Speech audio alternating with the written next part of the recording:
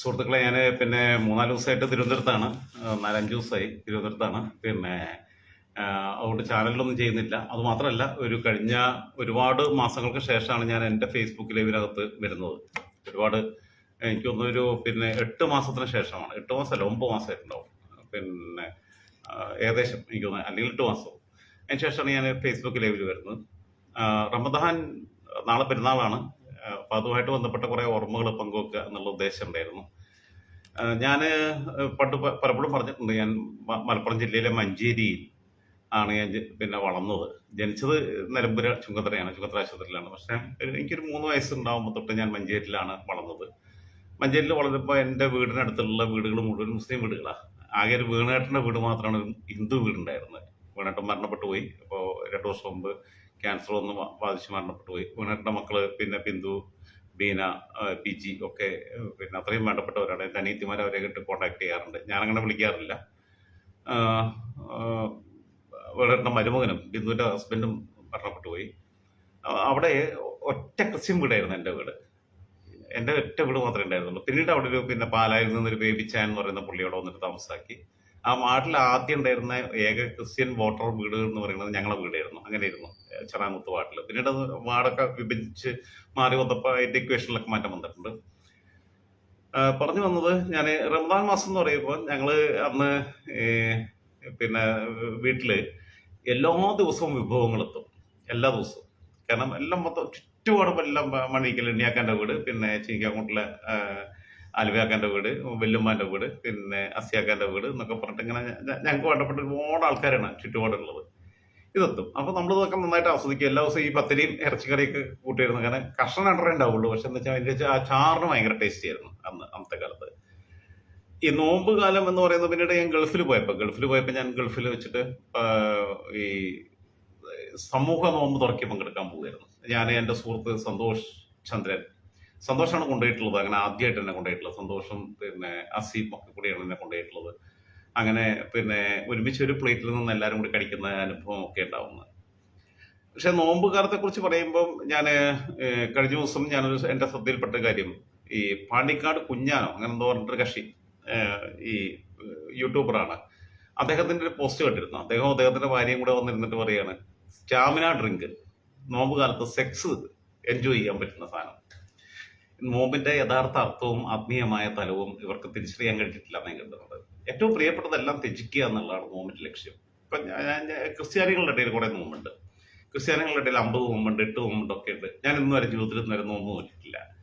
അങ്ങനെ ആ അർത്ഥത്തിൽ നോമ്പായിട്ട് നോക്കണം എന്നുള്ള ഉദ്ദേശത്തോടുകൂടി നോക്കിയിട്ടില്ല. പക്ഷെ അതേസമയം ഞാൻ പലപ്പോഴും ഇറച്ചി മീനൊന്നും കഴിക്കാറില്ല. ഞാൻ അങ്ങനെ സ്ഥിരം കഴിക്കാൻ ഇഷ്ടപ്പെടുന്ന ആളുമല്ല. ഞാനിപ്പോ ഈസ്റ്ററിന്റെ അന്ന് പോലും ഇറച്ചി മീനൊന്നും കഴിച്ചിട്ടില്ല. സാധാരണ എല്ലാ ക്രിസ്ത്യാനികളും ഇറച്ചിയും മീനും വെച്ചിട്ട് കള്ളും കൂട്ടിയിട്ട് ഭക്ഷണം കഴിക്കുന്ന ദിവസമാണ്. പക്ഷെ ഞാനത് ഈസ്റ്ററിന്റെ അന്ന് ഇവിടെ ഇപ്പൊ ഞാൻ കാക്കനാട് ആയിരുന്നു അന്നുണ്ടായിരുന്നു. അപ്പൊ ഞാൻ എറണാകുളത്ത് കാക്കനാട് നോമ്പുകാലായതുകൊണ്ട് തന്നെ പൊതുവെ കടകളൊന്നും തുറന്നിട്ടില്ല. ഈസ്റ്റർ ആയപ്പോ ഒരു കടയും തുറന്നിട്ടില്ല.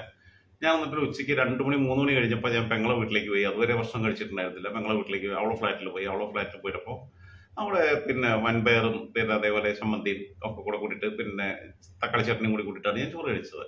എനിക്ക് അതിനകത്തൊരു യാതൊരു പ്രയാസമില്ലാത്ത ഒരാളാണ്. ഞാനിതൊന്നും അങ്ങനെ ഫോളോ ചെയ്യുന്ന ഒരാളല്ല. ഇപ്പൊ ഈ ശബരിമല നോമ്പിന്റെ സമയത്തൊക്കെ ഈ അരവണപ്പായസം ഇഷ്ടം പോലെ കിട്ടും. അരവണപ്പായസം കിട്ടുമ്പം എൻ്റെ വീട്ടിലെല്ലാവർക്കും ഇഷ്ടമാണ്. ഞാനതങ്ങനെ കഴിക്കാറില്ല. കാരണം കട്ടി മധുരമാണ്. അപ്പൊ ഞാൻ കഴിക്കാറില്ല. ഞാൻ എൻ്റെ ജീവിതത്തിൽ അനന്തപത്മനാഭ സ്വാമി ക്ഷേത്രത്തിൽ പോയിട്ടുണ്ട്. അതേപോലെ തന്നെ ഗുരുവായൂരമ്പലത്തിൽ പോയിട്ടുണ്ട്. ഗുരുവായൂരമ്പലത്തിലൊക്കെ പത്മനാഭസ്വാമി ക്ഷേത്രത്തിൽ പോയപ്പോൾ എൻ്റെ കൂടെയുള്ള സുഹൃത്ത് സുനിലാണ്, നായരാണ്. അവൻ്റെ കൂടെയാണ് പോകുന്നത്. അവൻ ആണ് എൻ്റെ ഷർട്ടെല്ലാം പുറത്ത് പിടിച്ചിരിക്കുന്നത്. അവന്റെ ഒരാളിയൻ ബാബുചേട്ടൻ ഉണ്ടായിരുന്നു. അങ്ങനെ ഗുരുവായൂരമ്പലത്തിൽ പോയപ്പോ ഒരു നമ്പൂതിരിയാണ് മധുവേട്ടൻ. ഇപ്പൊ CPM-ന്റെ മഞ്ചേരി ഏരിയ കമ്മിറ്റി അംഗവും പഴയ തെക്കിലങ്ങോട്ട് ലോക്കൽ സെക്രട്ടറി ആയിട്ടുള്ള മധുവേട്ടന് പുതിയൊരു കാറ് മേടിച്ചപ്പോൾ ആ കൂട്ടത്തിലാണ് പോകുന്നത്. അപ്പോൾ അവിടെയൊക്കെ പോകുമ്പോൾ നമ്മളൊരു വിശ്വാസമൊന്നുമില്ല എനിക്ക്. പക്ഷെ നമ്മൾ അതിനെ ഏറ്റവും ബഹുമാനിച്ച് നിൽക്കുന്നത്. ഞാൻ പഠിച്ചത് മഞ്ചേരി യത്തിങ്ങാന സ്കൂളിലാണ്. അവിടുത്തെ പള്ളിയിൽ പോകുന്നതെന്ന് വെച്ചാൽ നമ്മൾ ഈ യൂറിനൽ കാര്യങ്ങൾക്ക് വേണ്ടിയിട്ടും അതേപോലെ തന്നെ പാത്രം കഴുകാൻ വേണ്ടിയിട്ടും കൈ കഴുകാൻ വേണ്ടിയിട്ടൊക്കെയാണ് കയറി പോവുക. ഇതിനൊക്കെ നമ്മൾ അവമാനിച്ചിട്ടില്ല. അതിനെല്ലാം ബഹുമാനിച്ചാണ് നിന്നിട്ടുള്ളത്. പിന്നീട് അത് കഴിഞ്ഞിട്ട് ഗൾഫിൽ പോകുമ്പോഴുള്ള അനുഭവങ്ങൾ ഞാൻ പറഞ്ഞു. പക്ഷെ എന്നെ സംബന്ധിച്ചിടത്തോളം നോമ്പ് കാലത്തെ സംബന്ധിച്ച് ഇങ്ങനെ ഈ സ്റ്റാമിന ഡ്രിങ്ക് സെക്സിന് ഊർജ്ജം നൽകുന്ന ഡ്രിങ്ക് എന്നൊക്കെ പറഞ്ഞ് പ്രചരിപ്പിക്കുമ്പം ഇത് ഏറ്റവും എനിക്ക് ഞാൻ പറഞ്ഞല്ലോ ഇപ്പൊ ക്രിസ്ത്യൻസിന്റെ നോമ്പ് ഞാൻ നോക്കാറില്ല, ഞാൻ അങ്ങനെ നോക്കാറില്ല. പക്ഷെ ഞാനെന്നാൽ പലപ്പോഴും പിന്നെ ഇറച്ചി മീനും കഴിക്കാറില്ല, എല്ലാ ദിവസവും കഴിക്കുന്ന ആളല്ല, എനിക്ക് താല്പര്യമില്ല. അങ്ങനെയാണ് പൊതുവെ എനിക്ക് പച്ചക്കറിയോടാണ് കൂടുതൽ താല്പര്യമുള്ളത്. ഈ നോമ്പ് കാലം എന്ന് പറയുമ്പോൾ ഏറ്റവും പ്രിയപ്പെട്ടതിനെ മാറ്റി നിർത്തുക എന്നുള്ളതാണ്. അതാണ് നോമ്പിന്റെ യഥാർത്ഥ ലക്ഷ്യം എന്ന് പറയുന്നത്. അപ്പം എന്റെ മുൻ ഭാര്യ അവര് പ്യുവർ വെജിറ്റേറിയനാ. അവര് ഇറച്ചി മീനും കഴിക്കുന്നില്ല എന്നുണ്ടെങ്കിൽ അവരല്ലെങ്കിൽ ഒരു ദിവസം കഴിക്കുന്നില്ല. പിന്നെ ഇപ്പൊ അന്ന് കഴിക്കാൻ ഈ പിന്നെ 50 നോമ്പിനും 8 നോമ്പിനും കഴിക്കാതിരുന്നിട്ട് പ്രത്യേകിച്ച് കാര്യമൊന്നുമില്ല. അപ്പൊ ഈ റമദാൻ മാസത്തെ കുറിച്ച് പറയുമ്പോ പിന്നെ പകല് രാത്രിയായിട്ട് ആഘോഷിക്കുക, അല്ല ക്ഷമിക്കണം, പിന്നെ പകല് ഭക്ഷണം കഴിക്കാതിരിക്കുക, രാത്രി മുഴുവൻ ഭക്ഷണം കഴിച്ചുകൊണ്ടിരിക്കുക, അത് കഴിഞ്ഞിട്ട് പിന്നെ നോമ്പാണെന്ന് പറയുന്നതിനകത്ത് വലിയ അർത്ഥമുണ്ട് എന്നുള്ള അഭിപ്രായമൊന്നും എനിക്കില്ല. ഇപ്പൊ എനിക്ക് നോമ്പ് തുറയായിട്ടൊക്കെ ഭയങ്കര വൈകാരിക ബന്ധമുള്ള ആളാണ്. ഞാൻ പറഞ്ഞില്ല, മഞ്ചേരിയിലുള്ള സ്ഥലത്തുനിന്ന് വേണ്ടിയിട്ട് ഞാൻ ആമിയൂർ എന്ന് പറഞ്ഞ സ്ഥലത്തേക്ക് താമസം മാറിയ ശേഷം എന്റെ ജീവിതത്തിൽ ഞാൻ ഗൾഫിലേക്ക് വരുമ്പോൾ എനിക്ക് പിന്നെ ഒരു നോമ്പ് കാലത്താണ് പെരുന്നാൾ കഴിഞ്ഞിട്ട് പോന്നാ പറയുന്നത് ചോദിച്ചപ്പോൾ എന്റെ സുഹൃത്തുക്കളോട് പറഞ്ഞു ഇല്ല, അവരാണ് ടിക്കറ്റ് എല്ലാം എടുക്കുന്നത്. എന്റെ കസിൻ പിന്നെ എന്റെ ആന്റിയുടെ മോൻ ബെൻസിയാനാണ് ടിക്കറ്റ് ഒക്കെ എടുക്കുന്നത്. പുള്ളിയാണ് പിന്നെ എല്ലാ കാര്യങ്ങളും വിസ അറേഞ്ച് ചെയ്തതൊക്കെ.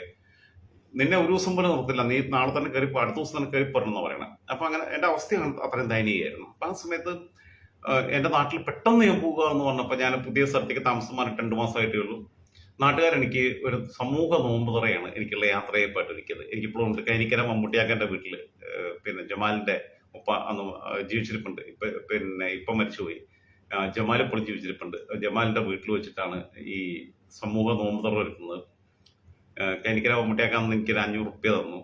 അതേപോലെ തന്നെ പിന്നെ ആ നാട് മുഴുവൻ അതിൽ പങ്കെടുത്തു. എനിക്കുള്ള യാത്രയപ്പായിട്ട് പിന്നെ നോമ്പ് തുറ മാറി. പിന്നീട് എനിക്ക് അതിന് പകരം ചെയ്യാൻ കഴിഞ്ഞു. വർഷങ്ങൾക്ക് ശേഷം 2015 അന്നത്തെ CPM അവിടുത്തെ ബ്രാഞ്ച് സെക്രട്ടറി ബാലൻകുട്ടീനെ വിളിച്ചു പറഞ്ഞു, ഇവിടെ നോമ്പ് തുറ ഏർപ്പാടാക്കുന്നുണ്ട് യുവതാര ക്ലബിന്റെ പേരിൽ, രാജൻ തുടങ്ങിയ ക്ലബല്ലേ, അതിനെന്ത് ചെയ്യാൻ പറ്റുമെന്ന് വെച്ചാൽ ഞാൻ 5000 രൂപ അയച്ചു കൊടുക്കുകയും ചെയ്തു. ഓക്കെ, ഞാനത് പൈസ കൊടുത്തതിന്റെ കണക്ക് പറയുകയല്ല, എന്നാൽ തന്നെയും പിന്നെ അതേപോലെ തന്നെ ഒരുപാട് ആളുകൾ 2008 ഞാൻ പിന്നെ എനിക്കൊരു ആക്സിഡന്റ് പറ്റി. 2008 സെപ്റ്റംബർ മാസത്തിലാണ് ആക്സിഡന്റ് പറ്റിയത്. അന്ന് നോമ്പ് കാലമാണ്. ഞാൻ അന്ന് പിന്നെ ആക്സിഡന്റ് പറ്റിയത് ഇപ്പോഴത്തെ CPMന്റെ തൃക്കണങ്കോട് ലോക്കൽ കമ്മിറ്റി അംഗം മണികണ്ഠന്റെ ബൈക്കും കൊണ്ട് ഞാൻ മുണ്ടേരി പോത്തുകല്ലൊക്കെ പോയിട്ട് ഇങ്ങനെ കറങ്ങി തിരിച്ചു വന്നപ്പോൾ രാത്രിയിലാണ് എനിക്ക് ആക്സിഡന്റ് പറ്റുന്നത്. എന്റെ കൂടെ ഗിരീഷ് ഉണ്ടായിരുന്നു. ഗിരീഷ് ഇപ്പോൾ BJPയിലാണ്. ഗിരീഷിന്റെ അച്ഛൻ അവിടുത്തെ പഴയ ബ്രാഞ്ച് സെക്രട്ടറിയാണ്, പിന്നെ നാരായണൻ. അങ്ങനെ ആക്സിഡന്റ് പറ്റി കഴിഞ്ഞ സമയത്ത് ആക്സിഡന്റ് പറ്റിയപ്പോൾ മഞ്ചേരി വെച്ചിട്ടാണ് പറ്റുന്നത്. പക്ഷെ ഞാൻ പെട്ടെന്ന് തന്നെ ആദ്യം എനിക്ക് ബോധം പോയി, പിന്നീട് എനിക്ക് തിരിച്ചു ബോധം കിട്ടുന്ന സമയത്ത് ഞാൻ പിന്നെ ക്രിട്ടിക്കൽ സിറ്റുവേഷനിലേക്ക് പോകുന്നു എന്ന് തിരിച്ചറിഞ്ഞപ്പോൾ ഞാൻ പെട്ടെന്ന് തന്നെ പെങ്ങളെ വിളിക്കുന്നു. അന്ന് ഒരനിയത്തിയുടെ കല്യാണം കഴിഞ്ഞു, അവള് ഭർത്താവിന്റെ വീട്ടിലാണ്. പിന്നെ മറ്റേ അനിയത്തി മമ്മിയും മാത്രമാണ് വീട്ടിലുള്ളത്. അപ്പൊ അവർക്ക് ടെൻഷൻ ഉണ്ടാകുന്നില്ല. ഞാൻ പറഞ്ഞു ഞാൻ തിരൂരേക്ക് പോവുകയാണ്. എന്റെ ഒരു സുഹൃത്തിന്റെ പേര് പറഞ്ഞിട്ട് ഞാൻ പറഞ്ഞത് ഞാൻ പിന്നെ അവന്റെ അമ്മായി അമ്മയ്ക്ക് സുഖമില്ല, ബ്ലഡ് കൊടുക്കാൻ പോവുകയാണെന്ന് പറഞ്ഞിട്ട് എന്നോട് പറഞ്ഞു. കാരണം വെച്ചാൽ അവർ രാവിലെ വരെ സമാധാനമായിട്ടിരിക്കട്ടെ എന്നെതിര്. പിന്നീട് അവിടുന്ന് ആ ഹോസ്പിറ്റലിൽ നിന്ന് മാറിയിട്ട് പിന്നീട് മഞ്ചേരി കൊരമ്പയിൽ ഹോസ്പിറ്റലിലേക്ക് പോകുമ്പോഴത്തേക്ക് എന്റെ ബോധം പോയിരുന്നു. പിന്നീട് തിരിച്ചു ബോധം കിട്ടുമ്പോൾ എന്നെ ഇങ്ങനെ സ്ട്രെച്ചറിൽ കൊണ്ടുപോവുകയാണ്. അപ്പൊ 2 സൈഡിലും എനിക്ക് പരിചയമുള്ള ആൾക്കാർ മുഴുവൻ നിൽക്കുക. അപ്പൊ ഞാൻ കരുതി എന്തോ ക്രിട്ടിക്കൽ ആയിട്ടുള്ള സിറ്റുവേഷൻ ഉണ്ട് എന്ന് കരുതി അനസ്തേഷ്യക്ക് തരുന്നതിന് മുമ്പ് ഡോക്ടർ ഞാൻ പറഞ്ഞു എനിക്ക് പിന്നെ ഉള്ള ഫിസിക്കൽ ഇഷ്യൂസ് മുഴുവൻ ഞാൻ ഷെയർ ചെയ്തു. കാർഡിയാക് പ്രോബ്ലം ഉണ്ട്, ബാക്കിയുള്ള കാര്യങ്ങളുണ്ട് എന്നൊക്കെയുള്ളത് പറഞ്ഞു. രാവിലെയാണ് പിന്നെ മമ്മിയും ഇവരൊക്കെ അറിയുന്നത്. മമ്മിയും അനിയത്തിയും കൂടെ കൊണ്ടുവന്ന് ഹൈദരാക്കിയാണ്. ഞാൻ പറഞ്ഞത് നേരത്തെ പറഞ്ഞ ആമിയൂർ ബ്രാഞ്ച് സെക്രട്ടറി ആയിട്ടുള്ള ഹൈദരാക്ക്. അദ്ദേഹത്തിന്റെ ജ്യേഷ്ഠനാണ്, കുട്ടിയപ്പൊക്കെയാണ് അവിടുത്തെ പിന്നെ ലോക്കൽ സെക്രട്ടറി ഇപ്പോൾ CPMന്റെ. അങ്ങനെ ഈ പിന്നെ നോമ്പ് കാലത്ത് ഞാൻ അഡ്മിറ്റ് ആവുന്നു. എന്റെ കൂടെ ആശുപത്രിയിൽ നിന്നിട്ടുള്ളത് പിന്നെ ചോലയിൽ മനോജ്, അങ്ങനെയുള്ള ഒരുപാട് സുഹൃത്തുക്കളാണ്. അവരാണ് എന്റെ കൂടെ പിന്നെ എന്റെ ബൈസ്റ്റാൻഡർ ആയിട്ട്. കാരണം എന്റെ അനിയത്തി രാജീവ് വരുന്നുണ്ട്, മമ്മി വരുന്നുണ്ട്, ഒക്കെ ഉണ്ട്. പക്ഷെ അവർക്ക് എനിക്കാണെങ്കിൽ ഈ സ്റ്റൂളൊന്നും വെച്ചിട്ട് പിന്നെ ഇവര് ടോയ്ലറ്റ് പോകാനുള്ള സൗകര്യം ചെയ്യുമ്പോൾ എനിക്കൊന്നും കംഫർട്ടബിൾ അല്ല. എനിക്ക് ബാത്റൂമിൽ തന്നെ പോകണം, വാഷ്റൂമിൽ തന്നെ പോയിട്ട് എന്റെ കാര്യങ്ങൾ സാധിക്കണം. അപ്പൊ ഈ 1-നും 2-നും ഒക്കെ പോകാൻ വേണ്ടിയിട്ട് വാഷ്റൂമിലേക്ക് പോകണമെങ്കിൽ താങ്ങി പിടിച്ച് കൊണ്ടുപോകാനുള്ള ആരോഗ്യശേഷി മമ്മിക്കും ഇല്ല, രാജിക്കും ഇല്ല, ഒന്നുമില്ല.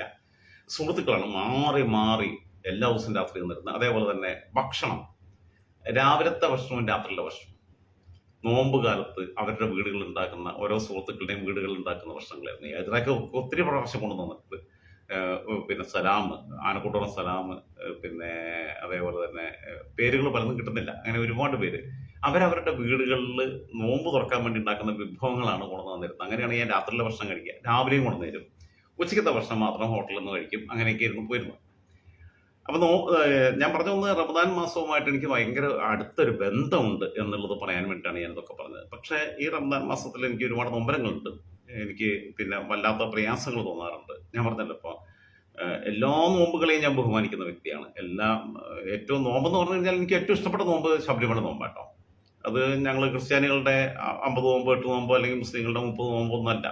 ഏറ്റവും ഞാൻ റെസ്പെക്ട് ചെയ്യുന്ന ഒരു നോമ്പെന്ന് പറഞ്ഞു കഴിഞ്ഞാൽ ശബരിമല നോമ്പാണ്. അത് ഒരു എന്താ പറയാ ജീവിതത്തിനകത്ത് തന്നെ ക്രമം ഉണ്ടാക്കി വെക്കുന്ന. അപ്പോൾ പിന്നെ 4 മണിക്ക് 5 മണിക്ക് എഴുന്നേറ്റ് വീട്ടാം, പിന്നെ കുളത്ത് പോയിട്ട് കുളിക്കുക, സെക്സ് ഒഴിവാക്കുക ആ 40 ദിവസത്തേക്ക്.